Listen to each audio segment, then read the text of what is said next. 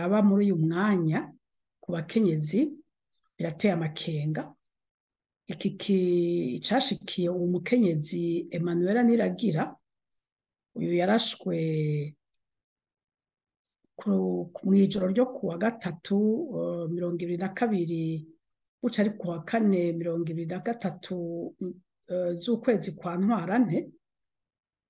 Vyaje bitwereka ivyo twari tumaze iminsi tubona.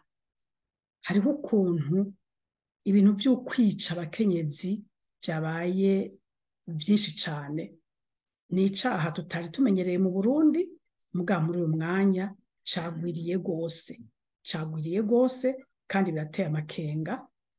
Harageze aho umuntu atangura kwibaza ikintu coba cahindutse mu mitima no mu buryo abarundi babayeho kugira ngo habe ubu bwicanyi bwinshi gutya buri ku bakenyezi. Si bishasha, turamaze iminsi n'ukuri tuvyumva kuva nko mu mwaka wa 2020. Ni benshi bavugwa ko bishwe, n'abakenyezi benshi bicwa. Ubu urasura usanga hishwa abakenyezi barenga 5 ku kwezi mu Burundi. Rero ni ikintu cyo kuraba neza ivyo ari vyo. Birashobora kuva ku bintu vyinshi. Hariho ivyo mu ngo, hariho ivyo mu bantu basangiye ibintu canke ibindi, canke bapfa ibi canke ibindi, ntitumenye neza ivyo ari vyo. Nk'uyu benshi baribaza ico coba catumye yicwa. Ego me n'umwigisha, ego marafise utwo yidandariza, ego mari mu muhari w'abakenyarugamba, ego arafise abo bavukana, harabikeka ko yoba yishwa azira musaza we. Mbega none ivyo nivyo sivyo? Bigaheza vyose umuntu akibaza ntatora ico arico. Akenshi n'abakenyezi harabicirwa mu rugo, ivyo ucumenya ko ari ingorane zo mu ngo. Mugabo hariho n'abandi utamenya ico biciwe, ugasanga umuntu yatowe ikiziga, umuntu yasanze bamumanitse, uwundi yasanze bamwishe batayaho.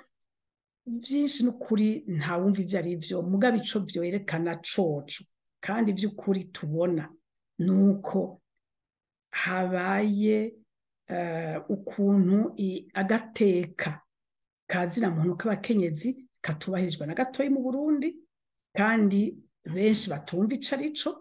Hama ikindi ca kabiri nuko ibintu kera mu Burundi twahora dutinya, vyari ibintu bitinyitse bidakogwa. Gukora ku mukenyezi ukamwica, ivyo bintu ni ibintu bishasha. Novuga ko ari ibintu bishasha bitari bimenyerewe iwacu, mu nyifato y'abarundi, mu ngendo y'abarundi. Ariko ubu nibisanzwe, birabaye vyinshi, birateye isoni, birateye n'ubwoba. Ngaca nsanga rero hageze ko Uburundi bwikubita agashi, burabe ko ingene tugaruka aho twari, ingene dusubira kwiha agaciro, ingene dusubira kwiha agateka, ingene dusubira kwiha ibanga, ingene dusubira kwiha izina nk'abarundi.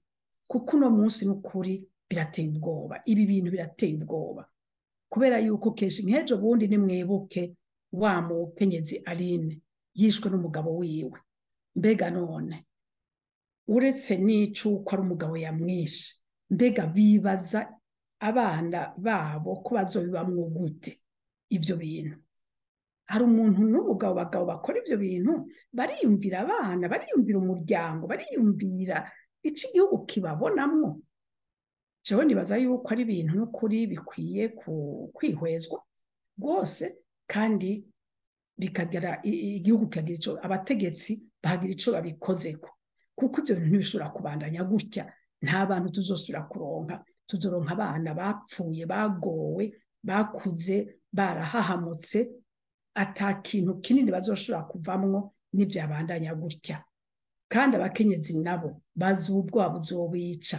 Mbega bazokomokera he? Mbega bazoja he? Mbega bazogira gute?